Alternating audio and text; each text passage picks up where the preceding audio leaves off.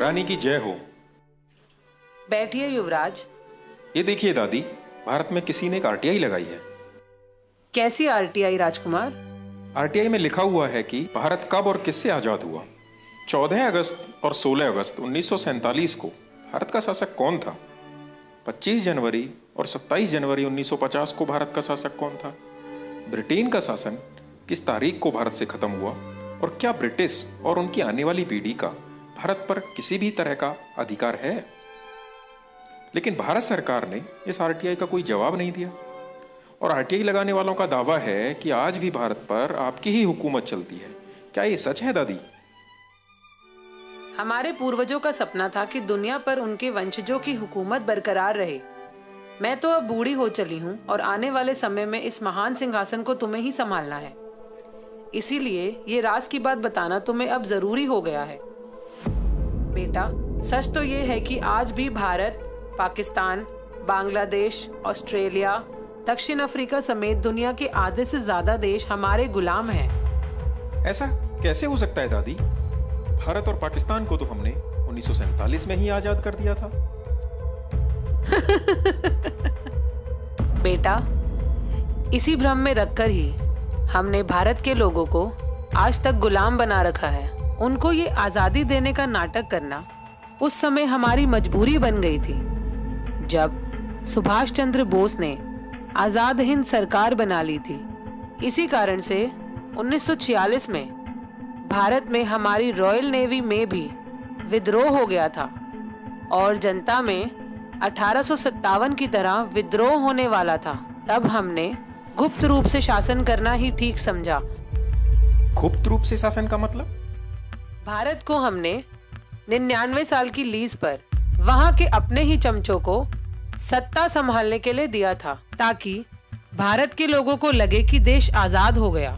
लेकिन सही मायने में आधिकारिक रूप से आज भी भारत पर हमारा ही कब्जा है और हमारे ही बनाए हुए कानून चल रहे हैं, जिससे आज भी हम भारत को खुलेआम लूटकर गरीब और लाचार बना रहे हैं। दादी, ये सुनकर खुशी तो बहुत हो रही है, पर यकीन नहीं हो पा रहा। ठीक है, ये बताओ कि क्या मुझे कभी भारत जाने के लिए वीजा की जरूरत पड़ी, जबकि वहाँ के प्रधानमंत्री या राष्ट्रपति को इंग्लैंड में आने के लिए वीजा लेना पड़ता है? क्या तुम्हें पता है, जब मैं 1952 में रानी बनी तो ब्रिटेन के साथ साथ भारत और पाकिस्तान की भी रानी घोषित हुई थी। क्या तुमने नेहरू और सी राजगोपालाचारी के द्वारा ली गई शपथ पढ़ी होती तो यकीन आ ही जाता। कौन सी शपथ?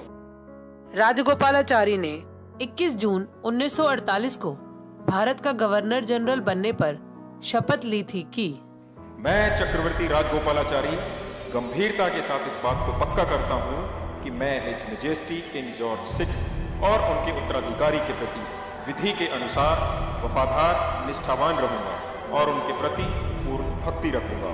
और मैं चक्रवर्ती राजगोपालाचारी इस बात को गंभीरता के साथ पक्का करता हूँ कि मैं गवर्नर जनरल के पद पर हिज मैजेस्टी किंग जॉर्ज 6 एवं उनके उत्तराधिकारियों के ठीक प्रकार से सत्यता के साथ सेवा करूंगा। देखा, अगर भारत 15 अगस्त 1947 को आजाद हो गया था तो सी राजगोपालाचारी ने 21 जून 1948 को मेरे पिताजी के नाम की शपथ आखिर क्यों ली? चलो दादी, मान लिया कि 15 अगस्त 1947 को दी गई आजादी झूठी थी, लेकिन 26 जनवरी 1950 में तो भारत के लोगों ने अपना खुद का संविधान बनाकर अपने देश को गणतंत्र घोषित कर लिया था। उसके बाद तो उनको आजाद मानना ही पड़ेगा। बेटा, तुम बहुत भोले हो। गणतंत्र शब्द का मतलब भी नहीं समझते। गणतंत्र का मतलब मालिक बनना नहीं होता।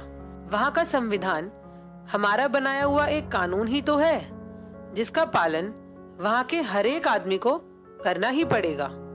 इसको समझने के लिए ये देखो, इंडियन इंडिपेंडेंस एक्ट 1947, इसमें सेक्शन 6 क्लॉज 3 को पढ़ो।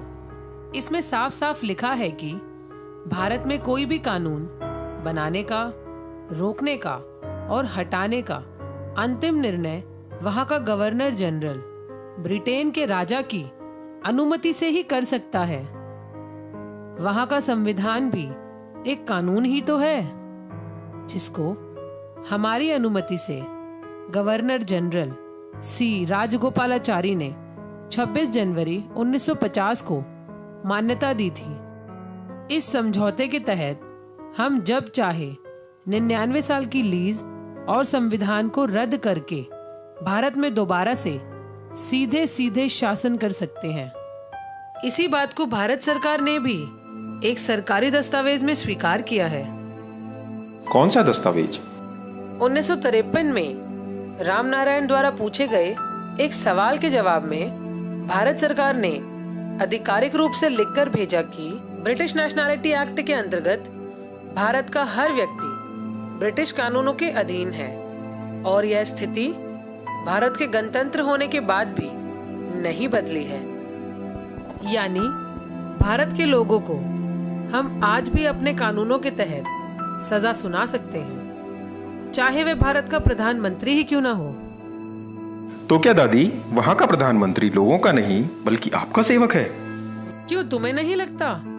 दिल्ली के बुराड़ी इलाके में जिस जगह मेरे दादा जॉर्ज पंचम का राज तिलक हुआ था, उसी जगह मेरे कहने पर मनमोहन सिंह की सरकार ने कोरोनेशन पार्क बनवाना शुरू किया, जिसमें हमारे दादा परदादा की मूर्तियां और हमारा एक विजय स्तंभ लगा है। और अब मोदी सरकार ने उससे भी ज्यादा हजारों करोड़ों रुपया खर्च कर उस पार्क का निर्माण जल्द से जल्द पूरा करवा दिया। इस तरह भारत के राष्ट्रपति भवन के सामने लगे खंबे पर मेरे सितारे का निशान देख सकते हो, जो कि मेरे मुकुट और छड़ी पर भी है, जिसे मेरी इजाजत बिना भारत में कोई भी हटा नहीं सकता। और अगर भारत के किसी प्रधानमंत्री या राष्ट्रपति ने अपनी माँ का दूध पिया हो तो मेरे उस सितारे के निशान और कोरोनेशन पार्क को हटाकर दिखाए। और आरटीआई के जवाब में अगर भारत के राजपत्र पर यह लिख कर दे दे कि भारत के लोग वहाँ के सर्वोच्च शासक हैं और ब्रिटेन की रानी का भारत पर कोई अधिकार नहीं, तो मैं अपना सिंहासन उस आदमी के लिए खाली कर दूंगी। दादी, वहाँ के लोग इस पार्क और इस नकली आजादी का कोई विरोध नहीं करते? विरोध तो दूर की बात, भारत के गुलाम लोग तो रोजाना जनगण मन गाकर हमारा ही गुणगान करते हैं। दादी, बाकी तो समझ गया, पर उनका राष्ट्रगान हमारा गुणगान कैसे? बताओ ना दादी।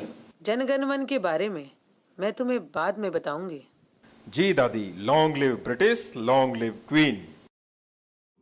नमस्कार साथियों, मेरा नाम अंकित है और मैं मुरादाबाद के एक छोटे से गांव से हूं। मैं एक साधारण किसान परिवार से हूं। ये वीडियो अभी आप लोगों ने देखा, हो सकता है कि इस वीडियो की सारी बातें आप लोगों को सच ना लगें, लेकिन साथियों वास्तविकता यही है कि इस वीडियो की एक एक बात सच है। और जिन लाखों लोगों ने इस देश को आज़ाद कराने के लिए अपनी कुर्बानियां दी, उनका सपना आज भी अधूरा का अधूरा है। आज भी ब्रिटेन की रानी का शासन भारत पर होना उन सारे शहीदों का अपमान है। मैं नहीं जानता कि इस देश से ब्रिटेन के शासन का अंत कैसे होगा, लेकिन इसके लिए मैं हर संभव योगदान करने के लिए तैयार हूँ। और मुझे लगता है कि शायद इसी को देशभक्ति कहते हैं। सिर्फ भारत माता की जय बोलने से कोई देशभक्त नहीं हो जाता। जो देश के सम्मान के लिए थोड़ा सा भी योगदान ना कर पाए, वो देशभक्त कहलाने के लायक नहीं होता। साथियों, ये वीडियो तो मात्र एक शुरुआत है। आने वाले वीडियो में हम इससे भी गहरे राजों से पर्दा उठाएंगे। मैं ये जानता हूँ कि देश का मीडिया इन चीजों को आप लोगों तक नहीं पहुंचाएगा, इसलिए केवल अब देश प्रेमियों से ही उम्मीद बची है। अगर आप भी देशभक्त हैं तो नीचे दिए गए नंबर पर एक मिस्ड कॉल दें, जिससे आने वाले समय की वीडियो की जानकारी हम आपको पहुंचा सकें, जिससे ज्यादा लोगों तक ये सच पहुंच सके। मुझे विश्वास है कि जिस दिन भारत के सारे देशभक्त लोग इकट्ठा हो जाएंगे, उस दिन ना सिर्फ भारत से ब्रिटिश शासन का अंत होगा, बल्कि इंग्लैंड की रानी भारत के लोगों के पैरों में गिरकर उनसे माफी मांगेगी। साथियों, जिस दिन भारत आजाद हो जाएगा, उस दिन भारत से गरीबी, बेरोजगारी, भूखमरी, आतंकवाद जैसी समस्याएं खत्म हो जाएंगी और भारत एक बार फिर से विश्व गुरु और समृद्ध भारत बन के खड़ा होगा। इसलिए आपसे उम्मीद है कि आप हमारा सहयोग करेंगे। भारत माता की जय, इंकलाब जिंदाबाद।